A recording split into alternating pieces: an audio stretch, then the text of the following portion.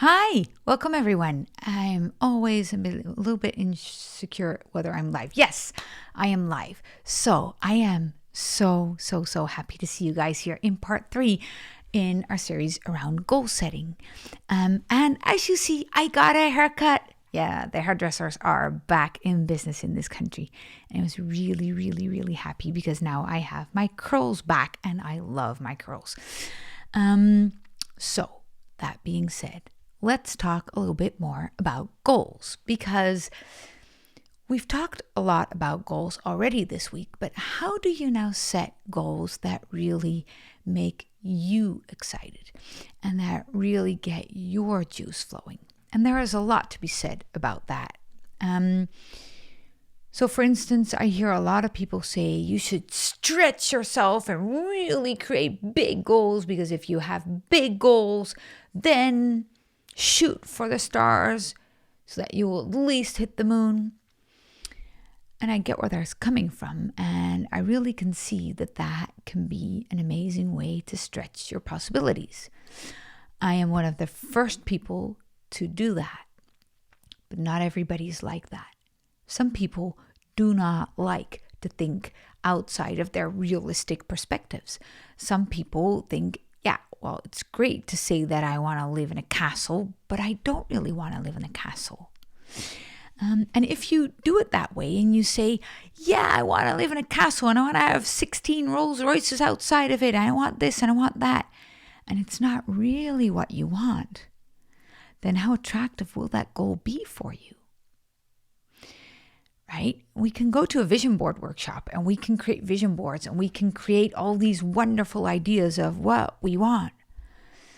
But if it's not something that really gets you on the edge of your seat, then how is it ever going to work for you? Because you need to dream, yes, but you need to have your dreams and not somebody else's dreams. And then there is another thing to be said about it. And that is, does it have to be realistic? Because that's the other side. I'm married to somebody who for years said to me, he's changed in that way now, but for years he said to me, but the way you set goals is so unrealistic. How is that ever going to excite me if I know I will fail before I even start? And that's also interesting, right? Because then you're not allowing yourself to dream because you know that you will fail anyway. So why dream? Why bother, right? Now that's not going to get you on the edge of the seat either, is it? So that is why when setting goals, there's a few things involved. But what's really important is that we allow ourselves to want what we want.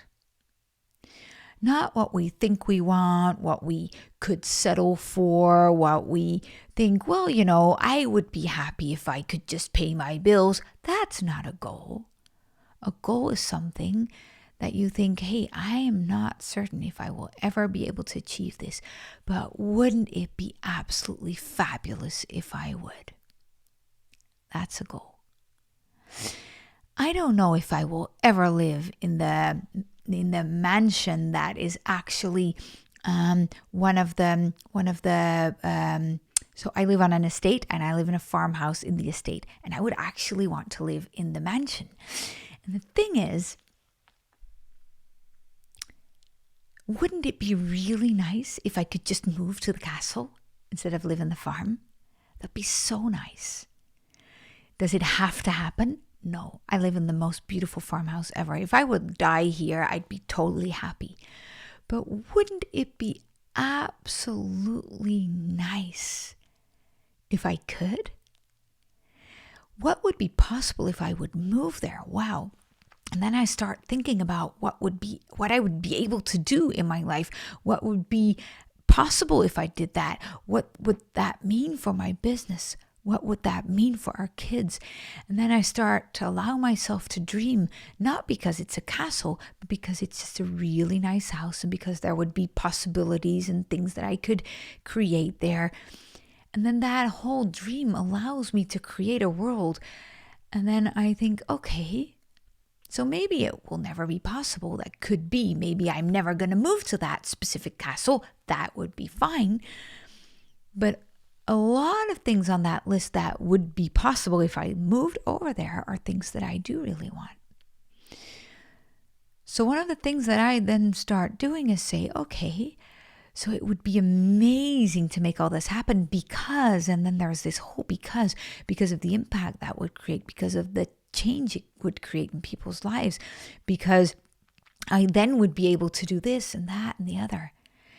And then I start by thinking, okay, but if all these things are so important to me, then what is step one? So I allow myself to dream into that first part of, okay, if I just allow myself to dream about that castle and about that mansion, about living there, and then I really fantasize about it, and I can really step into that life, then I can see, okay, what would be step one? And then that step one is something I'm definitely going to do. I don't know if that leads to the castle. I don't really care if that leads to the castle. I care if it leads to me getting one step, one foot in front of the other. Now, my dream about castles is more often than not, something that is really not pleasing to my husband, because he doesn't necessarily like to dream about castles. He likes the realistic things. And we work in our business together. So I need the castle dream to think about, how can I put one foot in front of the other? My husband's quite the opposite. He thinks if I can put one foot in front of the other, then I might be able to see the castle. So when we set our goals, we used to have big fights over this, because he thought, yeah, well, I don't need your dreams because they put all this pressure on me. And if I have to start dreaming about castles, then I get all this pressure around, yeah, but what does that mean? And how will I be able to do this? And how can I pay this? And how can I do that? And he just created a whole chaos in his mind if I talked about the castle. So that's my type of goal setting. His type of goal setting is very different. His type of goal setting is, okay, what's the realistic goal for this year? And he just needs to be working on the down-to-earth stuff. In order to keep our business open, what do we have to do? Okay, in order to increase it by 10%, what do we have to do? And that actually gets his juice flowing, because then he thinks, okay, we have a stable business. It will stay open. I get that. How can I increase my role into the business? So for him, his goal is not so much about the business growing. That's my dream. His goal is more about, how can I increase my role in it? So his goal is way more about becoming more visible in who he is, not so much behind the scenes, but more in front of the scenes and on stage, center stage, right? So for him, his goal is very personal, very much about who he is, about the person he is. My goal, I set a huge goal, and then I think, okay, who do I need to become to get that? And he is more, who do I want to become? And then I'll see what life brings me. One is not better than the other. It's just different ways of setting goals. I want to have a lifestyle dream and then think, who do I need to become? He wants to work on who he has to become, and then he'll see what lifestyle that will bring to him. One is not better than the other. It's just that you need to know what will get your juices flowing to put one step in front of the other. That's all. I know, for instance, if my goal would be to keep the business open, I'd be asleep next week. To keep the business open, that's not what I'm working for. That's a given. That doesn't get me out of bed to keep the business open. Geez, that's all that we're doing, I'm not fired up. For him, that's a given that he needs in order to understand that he's allowed to put one foot in front of the other. For me, that's a death sentence. One is not better than the other, but you need to know what gets your juices flowing. So in a team, in a business where we work with 8 people together, we have 8 people on our team, not all full-time, but all together. You need to have a method of setting goals that will actually onboard everyone so that everyone knows, okay, if I will put all my best feet forward into this goal, then that's something I want too. And if it's all around my castle goal, then I lost my husband, I probably lost my VA, and I will have lost my my text writer as well. Now, I will absolutely have on board my bookkeeper, my accountant, and some other people. So some people will go for that, some won't. So what we do as a team is we set 3 types of goals. We set good goals, and a good goal is the goal that if we don't hit that, we're out of business. That's the keeping the business open goal. That's the 300,000 a year. Well, if we don't make that, let's quit the business, right? Then there's the better goal. Now that's the goal. Okay, let's work towards that. So the good goal is last year plus 10%. The better goal is, okay, let's stretch ourselves a little bit, right? Could we see ourselves doing that? And that's the goal that we can see ourselves doing this year, but it will require some effort. And it will get certain people out of their comfort zone, and it will get people to really take it seriously and start doing stuff that they might not be able to do if they didn't take it that seriously, right? And then we have the best goal. And the best goal is the one that's my vision. We don't have to get that or reach that this year. That's the goal. That's my castle goal. That's the goal of, okay, but let's just bypass all the intermediate goals. What if we could just shortcut the universe and get everything we want in the next 10 years this year? What would that goal be?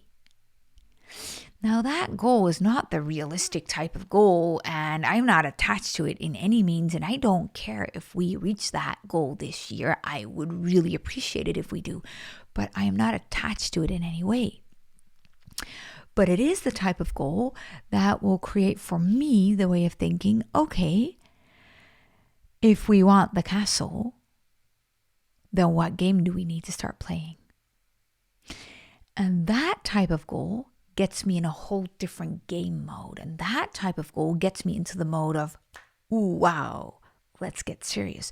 Let's start creating a different level in this business.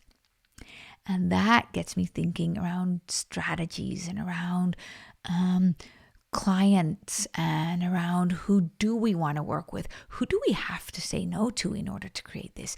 And then often the people that come up that we should be saying no to in order to create that are people that we actually wanted to say no to for a long time, and we've been dreading that.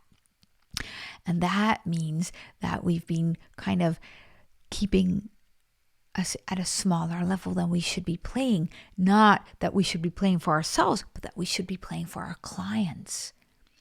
So thinking around these lines of goal setting really creates a very, very, very different game in your business. So let me know in the comments what your ideas on goal setting are, how you think about goal setting, how you typically set goals. And if you want to talk more about this, March 18th, there is a new masterclass coming up, Your Money or Your Life. And that's where we're going to talk about how we actually create a relationship with life, with our business, with money, and how looking at money and your relationship with money can get you into what goals will really work for you, and how can you create a business that doesn't own you, but you own it, where you can start serving, showing up, really serving, not because you want to get clients, but because you have a mission on this world that we need you to contribute to. So I hope I'll see you March 18th. Let me know in the comments if you want the link. And there's going to be a new live tomorrow. I'm not so certain about the topic yet, but you'll hear that. Stay tuned. I hope you have a lovely evening. See you soon. Bye.